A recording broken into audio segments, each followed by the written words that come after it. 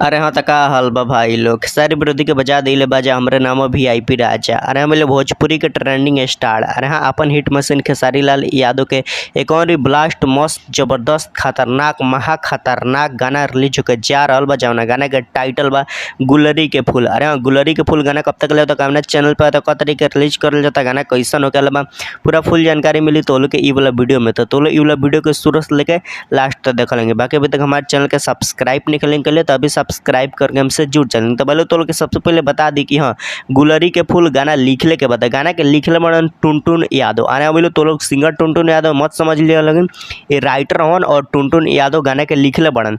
बाकी तो लोग के वाला गाना म्यूजिक सुने के मिली आर्या शर्मा के। आना बोलो ज़्यादा करके ग्लोबल म्यूजिक खातिर जितना भी गाना रहेला खेसारी लाल यादव के सब में म्यूजिक आर्या शर्मा ही देवलन। बाकी कंपोजर कैले भी बड़न टुनटुन यादव ही। आने बोलो कंपोजर भी कैले बड़न और गाना लिखले भी बड़न टुनटुन यादव ही। बाकी तो लोग बता दी कि यही वाला जो गाना बताओ ग्लोबल म्यूजिक जंक्शन के यूट्यूब चैनल पर रिलीज होकर बा। अरे हाँ भाई लोग ग्लोबल म्यूजिक जंक्शन के यूट्यूब चैनल पर रिलीज होकर बा।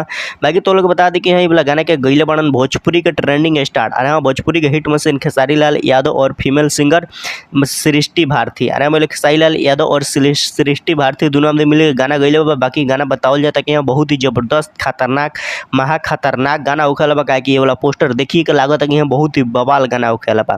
बाकी तो लोग बता दें कि यहाँ गुलरी के फूल में वीडियो में के देखे के मिली तो भोजपुरी के ट्रेंडिंग स्टार खेसारी लाल यादव और भोजपुरी के बहुत ही अच्छा बहुत ही मस्त एक्टर नीलम गिरी। आने वाले खेसारी लाल यादव और नीलम गिरी दोनों आमदी तो लोग वीडियो फॉर्मेट में देखे के मिले लेंगे तो लोग गाना के मिस मत कर लेंगे। गाना बहुत ही जबरदस्त बहुत ही खतरनाक महा खतरनाक ये वाला गाना होखे वाला बा।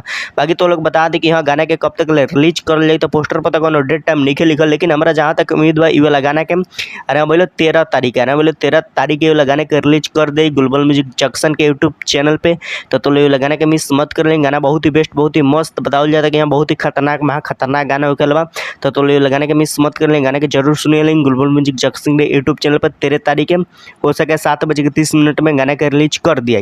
बाकी भाई लोग ये वाला गाना के गईले बड़न भोजपुरी के ट्रेंडिंग स्टार खेसारी लाल यादव और सृष्टि भारती बहुत ही जबरदस्त बहुत ही मस्त तरीका से वाला गाना गईले बढ़ लेंगे। बाकी तो लोग के वाला वीडियो कैसा लागल अच्छा लागल हो तो लाइक कर लेंगे चैनल के सब्सक्राइब कर लेंगे वीडियो के शेयर कर लेंगे। बाकी तो लोग भी खेसारी लाल यादव के फैन बढ़ा लेंगे तो एगो अच्छा सा कमेंट जरूर कर लेंगे। बाकी तो लोग यहाँ तक वीडियो देखे खातिर बहुत बहुत